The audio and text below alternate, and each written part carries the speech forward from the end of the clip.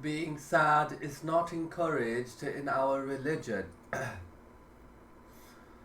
Upon such shall come to no fear, nor shall they grieve. Sadness enervates the soul's will to act and paralyze the body to inactivity. Sadness prevents one from action instead of compelling one towards it. The heart benefits nothing through grief. The most beloved thing to the devil is to make the worshipper sad in order to prevent him from continuing on his path. Allah the Exalted says, secret councils, conspiracies are only from Satan, in order that he may cause grief to the believers. In the following hadith, the Prophet said, in a company of three, it is forbidden for two to hold secret councils to the exclusion of the third, since doing so will be a cause of sadness for him.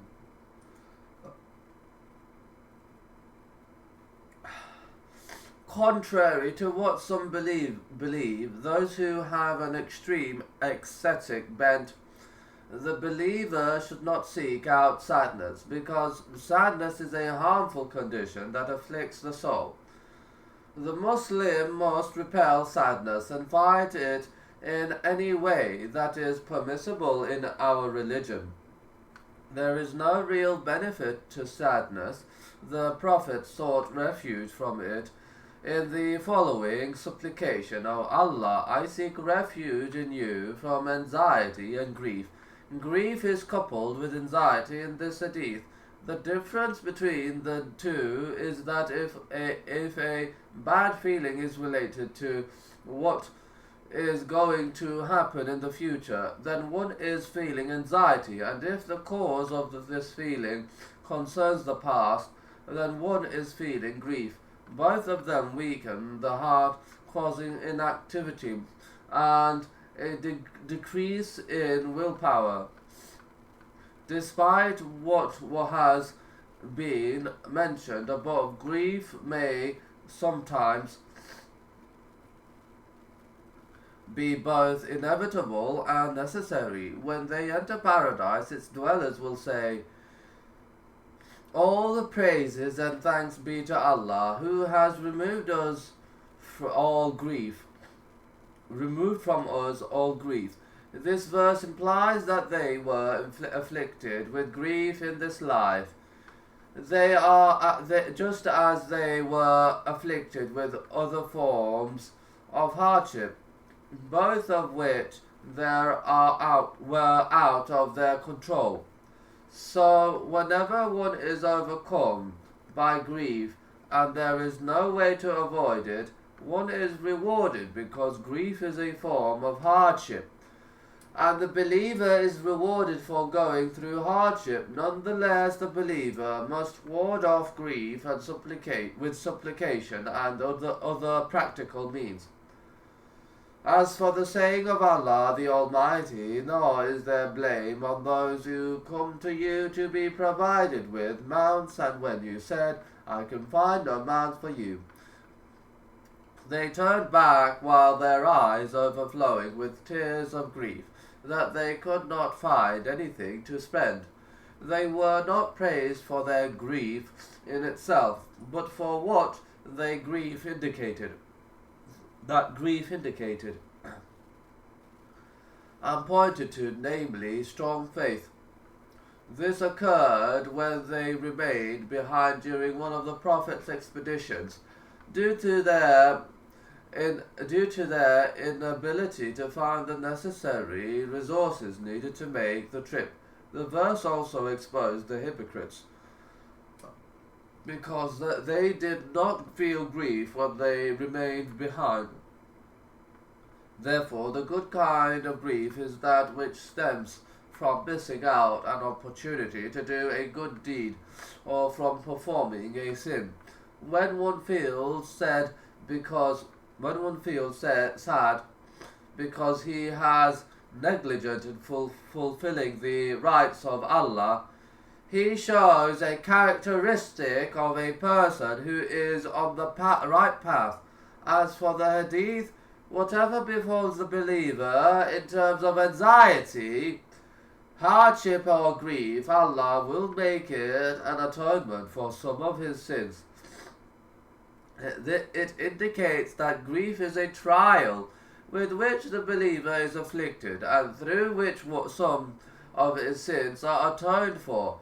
However, it does not indicate that grief is something to be sought after the believer should not seek out means of finding grief, thinking that he is performing an act of worship.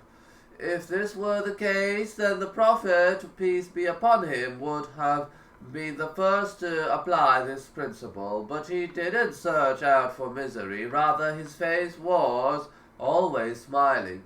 His heart was content, and he was continually joyful. As for the hadith of Hind, he was continually sorrowful. It is considered to be unsubstantiated by scholars of hadith, because among its narrators is someone who is unknown. Not only is the hadith weak because of its chain of narrators, it is also weak because it is contrary to how the Prophet really was. How could he have been continually in grief when Allah had informed him that he was forgiven for everything, guaranteeing his entry into paradise, and had protected him from feeling grief over matters pertaining to this life? For example, Allah forbade him from feeling grief over the actions of the disbelievers. How could he have